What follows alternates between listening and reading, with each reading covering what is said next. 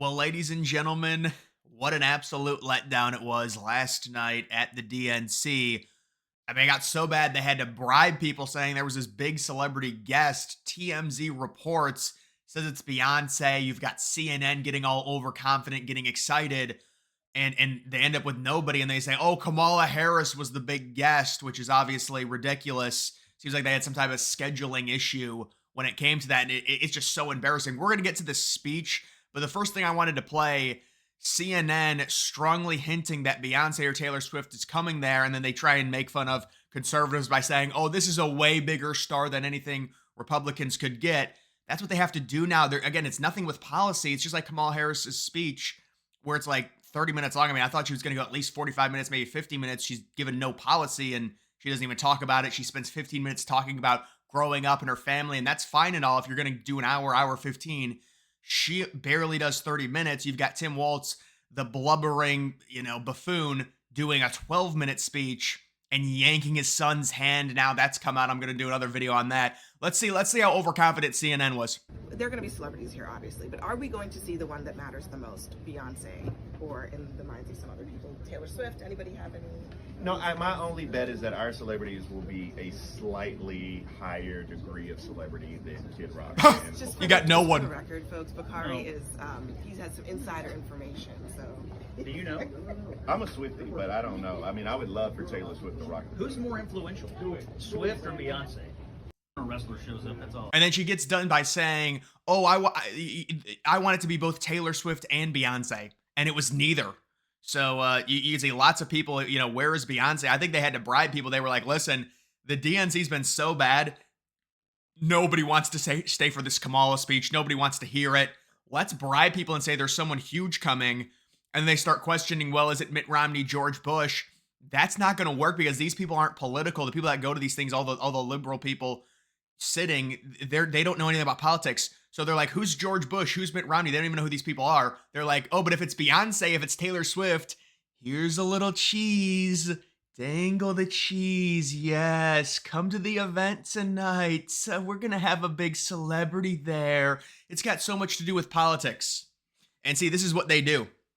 And then you've got this. So here's the context to this. This is some liberal person saying, I love that Democrats are reclaiming the American flag. And you'd see all the American flags in the crowd. Oh, the patriotism. It's so great. I mean, these people said America is racist. All of our founding fathers are racist. The George Washington statue should come down. They hate the American flag. They want to see it burned because it's a symbol of our racism and it's a symbol of white males. And this is what they do for 3 months every 4 years. It's the exact same thing with the border. They pretend to care about it. They have this fake patriotism. Last night, I mean, listen, from the DNC, they ratcheted up times, I would say 100 in terms of their average patriotism at any type of normal event. Let's just say it's randomly 2022, so it's 2 years before the election. There's no patriotism. They say our country's racist. They say it's all stolen land. So now it's all this fake, oh, we love the country. We've got Taylor Lorenz describing the Hotties for Harris event at the DNC. Taylor is filling us in on some of the DNC highlights since we haven't been able to get into the convention. And what did you get as a party favor? So, I was at the Hotties for Harris party last night, which was a party a bunch of people went to. And it was like, they had like all of these different sort of things. They had like mini golf where like you go mini golf through like a ring of tampons and stuff. And then I went through, then there was like a gumball machine. And I was like, oh. The gumball machine with like just skeleton babies, that's what it is. But no, you mini golf through a fetus and there's abortion pills. And remember the ones that dressed up as abortion, these are the events they go to. It's like, oh, there's a putt-putt and the tunnel is filled with abortions and abortion pills and all this. It's disgusting. How about Travis Kelce recently reaching out to Travis Kelce's a clown. How about Tim Walz? Tim Walz saying, oh, I hate billionaires. This was the day after that speech, by the way, where Tim Walz tried to do the whole, relating to the Midwestern dad. And I'm just like you. And I'm a public school teacher. And here he is the next day meeting with the demon himself, Alex Soros, who's George Soros's kid, and who's got $25 billion empire. and there's Walz looking like a little kid who doesn't want to say the wrong thing, there is just no way in hell this dude can be the VP of the United States. He could be a candidate, but he's going to lose. There's no way in hell, man. Come on, that's ridiculous.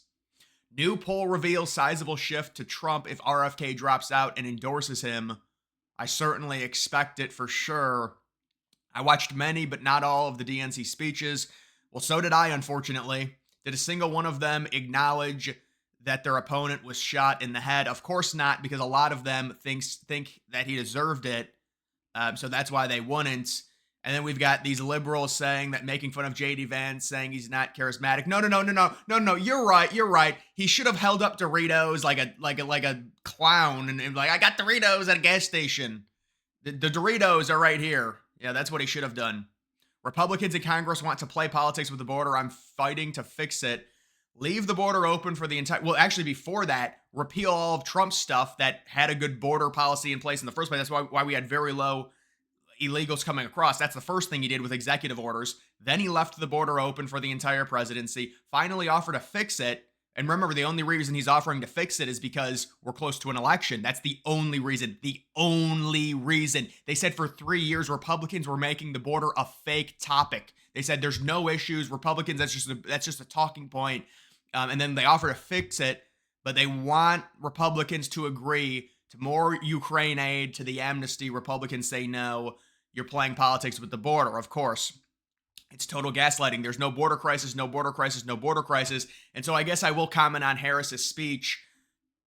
So here's the thing. Let me give some political analysis. When it comes to these speeches, Republicans are going to say it's the worst thing in the world. Democrats are going to say it was amazing. Normally the truth lies somewhere in between. But you've even got liberals like Chris Cuomo coming out and admitting, who was there, and saying that this is going to change no independents' minds. This was such a letdown. It was a bad convention.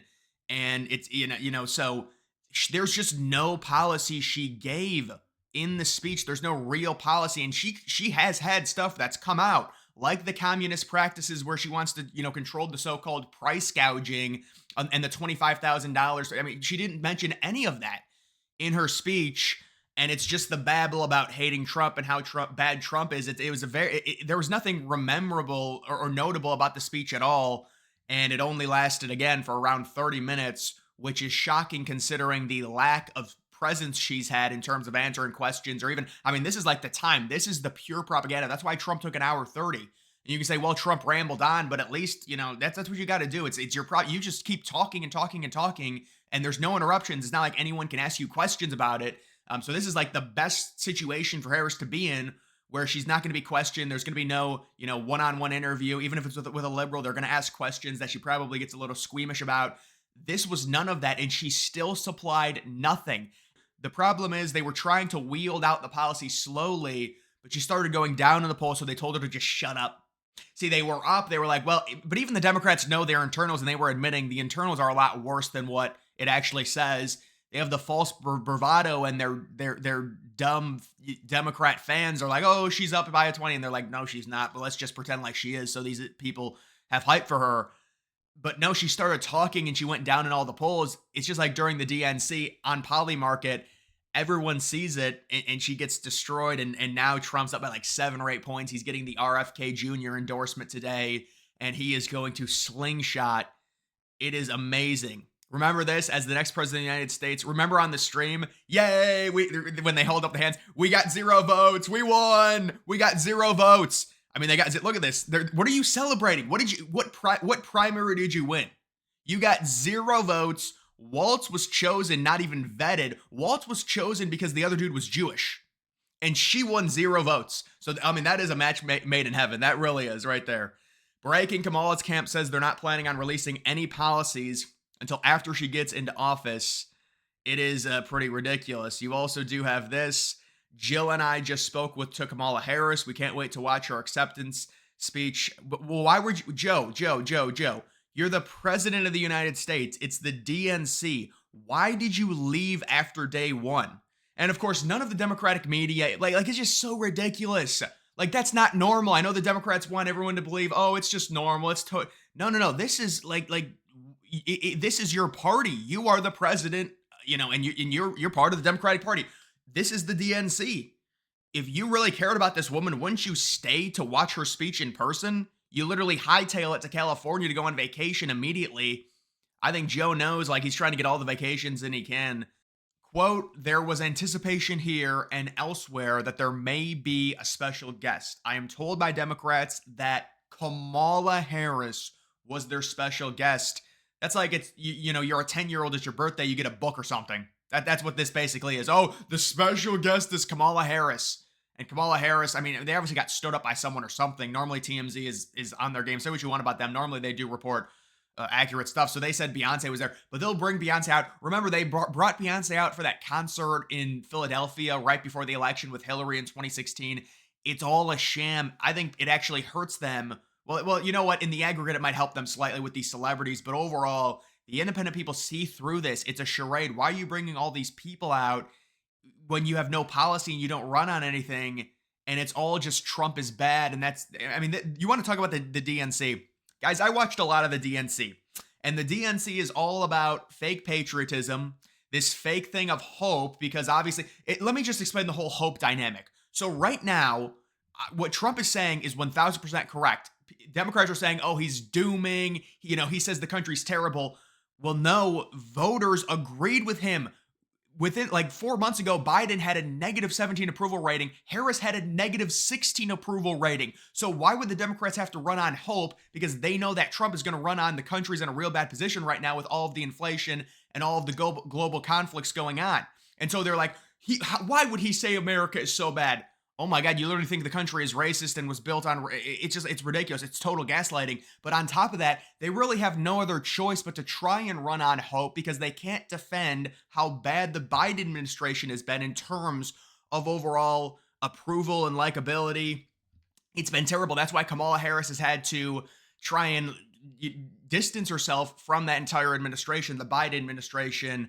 And why whenever we see her speak, she's like, this is what I'm going to do. This is what I'm going to do. It's like, you're the VP right now. This is totally ridiculous. So when you get voted to be the president, are you just going to respawn as a new person? And we're going to be like, oh, it's a miracle. It's really someone new now. We had this horrible situation the past 4 years.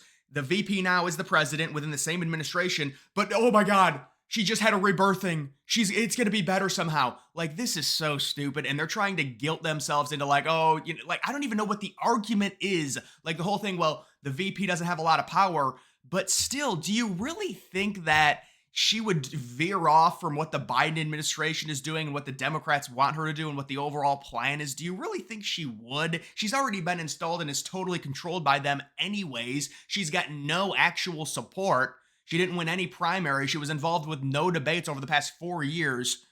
So this is how ridiculous it really is. People see through that. That's why independents are going for Trump. What is the argument that Kamala Harris, with how bad the country's been the past 4 years, we know, I mean, just base it off of independent approval rating of this administration, this woman is the #2 head honcho of the administration. So why would it be different? Does she just respawn as someone else? She might get like reborn. She might be somebody else when she gets voted in. Like, this is so dumb. But guys, either way, that's going to do it for this video. Make sure you follow me on X. Link to that's always in the description.